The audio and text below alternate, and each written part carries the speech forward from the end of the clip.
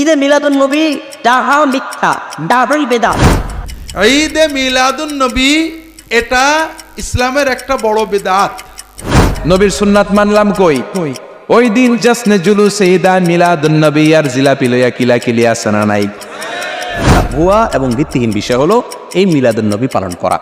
638 হিজরির দিকে গিয়ে ইরাকের ইরবিল প্রদেশে মুজাফফর উদ্দিন আবু সাইদ কুকুবুরি নামে একজন ব্যক্তি সর্বপ্রথম এই দিনটাকে ঈদের দিন হিসাবে ঘোষণা দেয়। অর্থাৎ 600 বছর পর্যন্ত পৃথিবীতে মানুষ এই দিন ঈদ পালন করতে হয়, কিছু করতে হয়, কারণ ইসলামের কারো জন্ম দিবস পালনে ইসলামে নিষিদ্ধ। আল্লাহ রাসূল সাল্লাল্লাহু আলাইহি ওয়াসাল্লামের জন্মকে ঈদ বলে আখ্যায়িত করা এটি কোরআন সুন্নাহ সম্মত কোনো পরিভাষা নয়। সুতরাং এটি কোনো ঈদ নয়।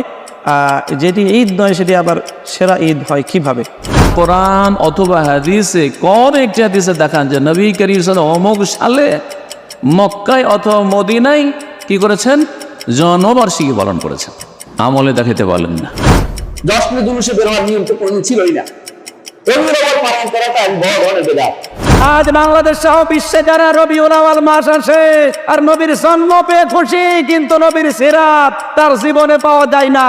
ওই লোকটাও আমার মনে হয় আবু লাহাব, আবু তালেব।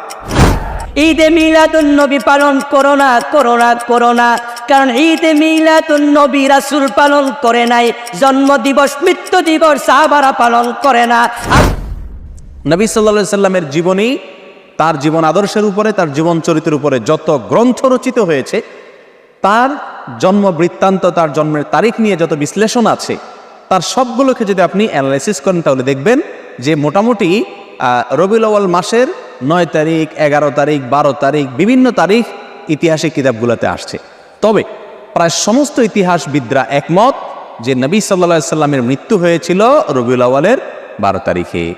অর্থাৎ রবিউল আউয়ালের 12 তারিখে নবী সাল্লাল্লাহু আলাইহি সাল্লামের ওয়াফাত দিবস, তার মৃত্যু দিবস, এতে কোনো কি নাই, সন্দেহ নাই। কিন্তু ওই দিনে তার জন্ম হয়েছিল কিনা না অন্য কোনো দিনে হয়েছিল, এটা নিয়ে কি আছে? সন্দেহ আছে, বিভিন্ন মত আছে। যে নবী সাল্লাল্লাহু আলাইহি সাল্লামের রবিউল আউয়ালের 12 তারিখে জন্ম হয়েছে এই মর্মে কোনো বইতে আপনি ইতিহাসবিদদের ঐক্যমত প্রমাণ করতে পারবেন না। সমস্ত বইগুলোতেই বিভিন্ন তারিখ উল্লেখ আছে, কিন্তু মৃত্যুর দিবস এটা নিশ্চিত। তাহলে যে দিনে নবী সাল্লাল্লাহু আলাইহি সাল্লামের মৃত্যু হয়েছে এটা নিশ্চিত, সেদিনে কোনো মুসলমান কি করতে পারে না? অন্তত আনন্দ বা উৎসব করতে পারে না। এটা হলো প্রথম কথা। নাম্বার 2, নবী সাল্লাল্লাহু আলাইহি সাল্লাম তিনি নিজে তার জন্মদিবস পালন করেছেন নাকি করেন নাই?